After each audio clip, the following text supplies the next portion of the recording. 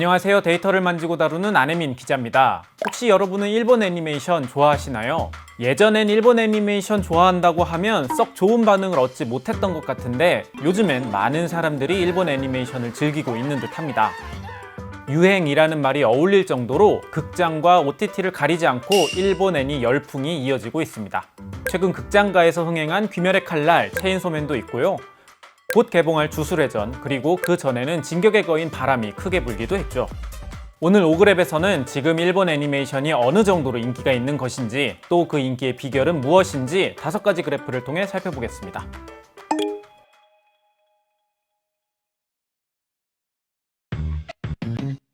추석 연휴가 지나고 귀멸의 칼날 무한성편은 관객 수가 532만 명을 돌파하면서 올해 박스오피스 2위를 기록했습니다. 올해 개봉 영화 가운데 귀멸의 칼날 무한성편의 흥행 성적을 넘는 영화는 좀비딸 뿐이죠.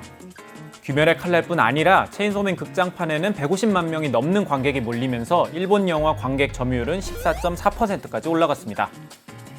이 일본 영화의 기록은 영화진흥위원회에서 통합 전산망 시스템을 갖춘 2004년 이후 1위에 해당합니다. 오그랩 첫 번째 그래프를 통해 한국 영화 시장의 국적별 점유율 상황을 살펴보겠습니다. 2004년부터 2025년 현재까지 영화 국적별로 점유율을 나타내보면 단연 1, 2위는 한국 영화, 미국 영화입니다. 하지만 최근 상황을 보면 일본 영화 상승세가 심상치 않아요. 처음으로 점유율이 반등했던 2017년에는 신카이 마코토 감독의 너의 이름은이 대흥행을 하면서 관객 점유율 4.0%를 기록했습니다. 당시까지 일본 영화 중 최다 관객을 기록한 건 미야자키 하야오 감독의 하울의 움직이는 성이었는데 그 기록을 갈아치우고 신기록을 달성한 거죠. 그리고 4년 뒤인 2021년에는 귀멸의 칼날 무한열차편이 더 큰 흥행 바람을 일으키면서 처음으로 관객 점유율 5%대를 넘겼습니다. 2023년은 일본 영화가 국내 최초로 10%의 관객 점유율을 기록했던 해입니다. 흥행을 기록했던 건 스즈메의 문단속과 더 퍼스트 슬램덩크였죠. 두 영화는 2023년 대한민국 박스오피스 순위에서 각각 4위, 6위를 기록할 정도로 엄청난 흥행을 했어요. 스즈메의 문단속은 558만 명의 관객을 동원하면서 직전까지 흥행 1위였던 너의 이름은을 꺾고 역대 일본 영화 한국 흥행 순위 1위로 올라섰죠. 그리고 올해는 현재까지 귀멸의 칼날 무한성편과 체인소맨 레제편의 흥행에 힘입어 역대 최고 관객 점유율을 기록하고 있습니다. 뒤이어 개봉을 앞두고 있는 주술회전까지 흥행한다면 관객 점유율은 더 오를 수도 있고요. 영화라고 뭉뚱그려서 칭하고 있지만 실상 우리나라 영화 시장에서 힘쓰는 일본 영화는 실사 영화가 아닌 애니메이션들입니다. 우리나라 영화 시장 역대를 통틀어서 박스오피스 200위를 살펴보면 그중 일본 영화는 4편이 포함되는데 모두 애니메이션입니다. 스즈메의 문단속, 귀멸의 칼날 무한성편, 더 퍼스트 슬램덩크, 너의 이름은까지 말이죠. 일본 실사 영화 중 국내 흥행 1위는 러브레터인데 재개봉 관객까지 포함해도 약 140만 명에 불과할 정도로 애니메이션과는 큰 흥행 차이를 보이죠. 일본 애니메이션의 저력은 한국에서만 확인되는 것이 아닙니다. 오그랩 두 번째 그래프를 통해 살펴보겠습니다. 2002년부터 2023년까지 일본 애니메이션 시장 규모의 변화입니다. 2023년 일본 애니메이션 시장 규모는 3조 3,470억 엔으로 역대 최고치를 찍었습니다. 시장 규모 1조에서 2조 돌파하는 데 16년이 걸렸는데 2조에서 3조 돌파하는 데는 불과 7년밖에 걸리지 않을 정도로 상승세가 빨라요. 2023년엔 해외 시장 수익이 일본 내수 시장을 초월했다는 점도 주목할 만합니다. 여태껏 일본 애니메이션 시장에서 해외 수익이 내수를 넘어선 건 2020년과 2023년 뿐입니다. 일본 애니메이션의 해외 시장 성장세는 2013년 이후부터 11년 연속으로 플러스 성장할 정도로 순풍을 타고 있죠.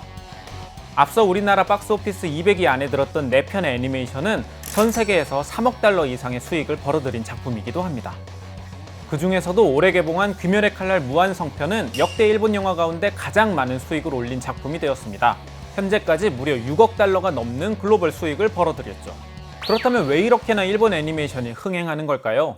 예전부터 애니메이션을 즐겨왔던 제 입장에서 느껴지는 건 애니메이션, 특히 일본 애니메이션을 향유하는 사람들의 파이 자체가 커졌다는 인상이 듭니다. 실제 데이터도 그렇게 이야기하고 있는지 지금부터 살펴보겠습니다.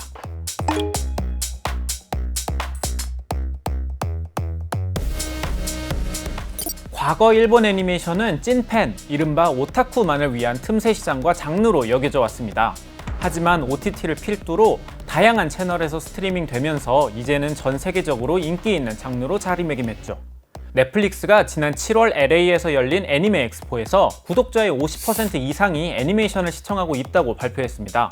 1억 5천만 가구 이상, 약 3억 명의 시청자가 넷플릭스를 통해 애니메이션을 보고 있어요. 작년 한 해 동안 넷플릭스 애니메이션 시청 횟수는 5년 사이 3배 증가해 10억 회를 넘길 정도죠. 우리나라의 시청자들도 마찬가지입니다. 대한민국 넷플릭스의 탑 10 랭킹에서도 일본 애니메이션 강세가 이어지고 있습니다. 5그랩 세 번째 그래프입니다. 2021년부터 2025년 9월까지 대한민국 상위 탑 10에 포함된 일본 애니메이션 작품들은 매년 증가하고 있습니다. 올해는 아직 3개월이 남았는데도 불구하고 벌써 22편이 포함되어 있죠.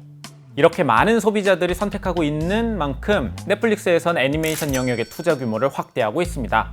다만 넷플릭스가 분야별로 얼마나 투자했는지 밝히고 있진 않아서 정확하게 확인하기는 어렵지만 콘텐츠 투자액이 2025년에만 작년 대비 11% 증가한 180억 달러 규모인 만큼 애니메이션 영역도 그에 맞춰 확대된 것으로 유추할 수는 있습니다. 이 투자금은 넷플릭스 자체 오리지널 콘텐츠에도 들어가겠지만 외부 애니메이션 제작사로도 흘러가기 때문에 외부 제작사의 회계 자료를 통해 간접적으로나마 넷플릭스의 투자 규모를 확인해 보겠습니다. 괴수 8호를 만든 프로덕션 아이즈의 회계 보고서입니다. 2024년 회계연도 기준으로 판권 사업의 총 매출액이 39.6억엔인데 그 중에서 15.3억엔을 넷플릭스로부터 받았죠. 판권 수입의 38.7%에 해당하는 금액입니다. 여기에 영상 제작 부분에서도 20.4억을 받아서 전체 매출의 24.5%를 넷플릭스가 차지하고 있죠. 기존의 일본 애니메이션은 이른바 제작위원회 시스템을 통해 제작되어 왔습니다. 제작사뿐 아니라 광고주, 방송사 등 애니메이션에 관여하는 기업들이 모여서 공동 투자를 해서 위험을 분산하고 수익도 공유하는 식인 거죠. 소규모 스튜디오도 이렇게 대형 프로젝트에 참여할 수 있는 기회가 있고 재정적 위험도 상대적으로 최소화할 수 있는 장점이 있지만 제작사 입장에선 제작비를 줄이라는 소리를 여기저기서 들어야 한다는 단점이 있습니다. 하지만 넷플릭스와 함께라면 제작위원회 없이 제작비가 한 번에 지급되다 보니 그런 부담이 사라지죠. 물론 넷플릭스가 2차 저작물 권한을 모두 가져가지만 그만큼 엄청난 투자금을 꽂아주죠. 이렇게 많은 돈이 투자된 일본 애니메이션 제작사들은 퀄리티 좋은 애니메이션 시리즈를 뽑아내고 있습니다. 액션씬도 화려하고 CG도 퀄리티가 높고 소비자 입장에선 양질의 콘텐츠를 접할 기회가 더 많아진 겁니다. 실제로 애니메이션 OTT 사용자는 점점 늘어나고 있죠. 애니메이션 전용 OTT의 성장이 그 증거입니다.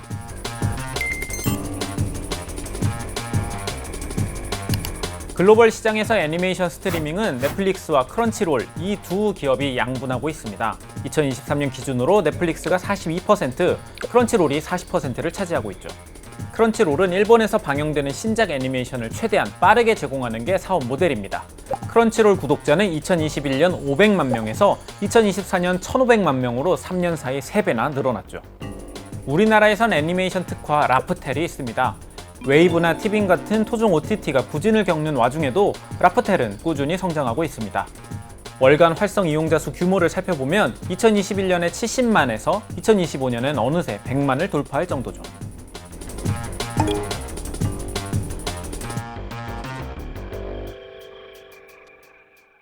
넷플릭스를 필두로 애니메이션 투자가 늘어나고 다양한 플랫폼을 통해 양질의 애니메이션이 제공되면서 일본 애니메이션도 충분히 볼만하다는 인식을 가진 소비자들도 크게 늘어났습니다. 영화표가 비싸졌지만 볼만한 영화가 있으면 소비자들은 충분히 지갑을 열 의향이 있습니다. 그런 소비자 입장에서 일본 애니메이션이 극장에 걸려 있으면 충분히 선택할 수 있게 되는 거죠. 접근성과 함께 또 하나 주목할 만한 건 바로 애니메이션의 팬덤 문화입니다. 좋은 애니메이션을 더 많은 사람들이 보게 만들도록 영업하는 팬들 말이죠. 플랫폼이 애니메이션의 문턱을 낮췄다면 애니메이션의 팬덤은 애니메이션의 불씨를 불꽃으로 키우는 역할을 했습니다. 이들은 애니메이션 관련 굿즈도 열심히 소비하면서 시장 규모를 키워주고 거기에 더해 새로운 소비층도 끌어들이고 있습니다. 내가 좋아하는 캐릭터, 애니메이션을 위해 적극적으로 소비하는 오시카츠가 바로 주인공입니다. 예전엔 오타쿠로 지칭되던 애니메이션 팬들을 이제 일본에서는 오시카츠라고 부릅니다. 추진하다, 밀어주다 라는 뜻의 오시에 활동하다는 뜻의 카츠가 붙여진 단어인데요. 내가 좋아하는 캐릭터, 아이돌을 위해 적극적으로 소비하는 트렌드를 의미합니다. 참고로 2023년 상반기에 인기를 끌었던 최애 아이 원 제목이 오시노코입니다. 오시를 최애로 의역했는데 어떤 의미인지 감이 오실 겁니다. 만화책을 시작으로 애니메이션도 보고 애니메이션 OST도 듣고 영화도 보고 굿즈까지 오시카츠는 내 최애 콘텐츠라면 산업군을 가리지 않고 소비를 이어오고 있습니다. 일본 콘텐츠 시장은 기본 IP 하나를 가지고 주변 산업까지 확대해 나가는 전략으로 성장하고 있습니다. 이러한 IP 확장 전략을 구동시키는 엔진 역할을 하는 게 오시카츠인 거고요. 오시카츠는 단순한 팬 활동을 넘어 거대한 경제 생태계를 형성하고 있습니다. 일본 중앙은행에서도 주목할 정도인데요. 지역경제 보고서 이른바 사쿠라 보고서의 지난 1분기, 2분기 내용에 오시카츠가 등장합니다. 오사카, 나고야 등 지역을 가리지 않고 오시카츠의 수요가 증가하고 있다는 경향이 보고되고 있죠. 도대체 어느 정도 규모이길래 중앙은행에서도 언급할 정도인지 일본 마케팅 기업 CDG의 실태조사 데이터를 가지고 오그랩 마지막 그래프를 그려봤습니다. 2025년 조사에 따르면 응답자의 약 17%가 오시카츠 활동을 하고 있다고 대답했습니다. 1인당 연평균 25만 엔을 쓰고 있고 연 단위로 보면 3.5조 엔을 지출하고 있어요. 단순히 콘텐츠와 굿즈 소비에만 그치는 게 아니라 팬아트, 코스프레로 2차 창작물 시장을 형성하기도 하고요. 나아가 애니메이션의 배경이 되는 곳을 성지순례하며 지역 관광에도 영향을 주고 있습니다. 이들은 서로서로 교류하면서 커뮤니티를 꾸리고 주변 사람들에게도 문화를 전파하는 역할도 마다하지 않습니다. 멀리 갈 필요 없이 이미 우리는 캐대언을 통해 이런 적극적인 팬덤의 소비자들을 경험하고 있죠. 일본에서는 오시카츠의 행동을 더 적극적으로 활용하고 있습니다. 일본 도쿄전력이 운영하고 있는 픽트리라는 게임이 있습니다. 플레이어들은 특정 지역의 전봇대를 촬영해서 업로드하고 포인트를 받게 되는데요. 이 포인트를 현물로도 교환할 수 있습니다. 촬영된 사진은 도쿄전력의 전봇대 유지 보수나 관리하는 데 사용되고요. 올해 초에 픽트리가 일본의 지방도시 누마즈시와 새로운 시즌을 진행했습니다. 누마즈시는 러브라이브라는 애니메이션의 배경이 된 소도시인데요. 이곳에서 게임을 진행하는 김에 강력한 팬덤을 가진 러브라이브와 콜라보를 했습니다. 팬들은 전봇대 사진을 찍으며 한정판 러브라이브 굿즈를 얻고 픽트리와 도쿄전력은 전봇대 유지보수에 활용할 자료를 얻고 누마즈시는 각 지역에서 온 관광객들을 얻으면서 지역 활성화까지 이뤄낸 거죠.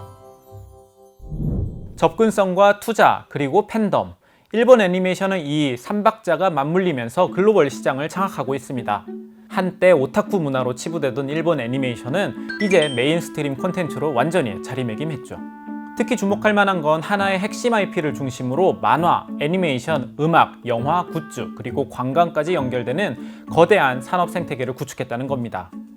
우리나라의 K-팝과 K-드라마가 세계를 휩쓸고 있는 지금 우리도 더 단단하고 지속가능한 콘텐츠 산업을 위해서 일본의 이런 전략을 참고해 볼 필요가 있지 않을까요?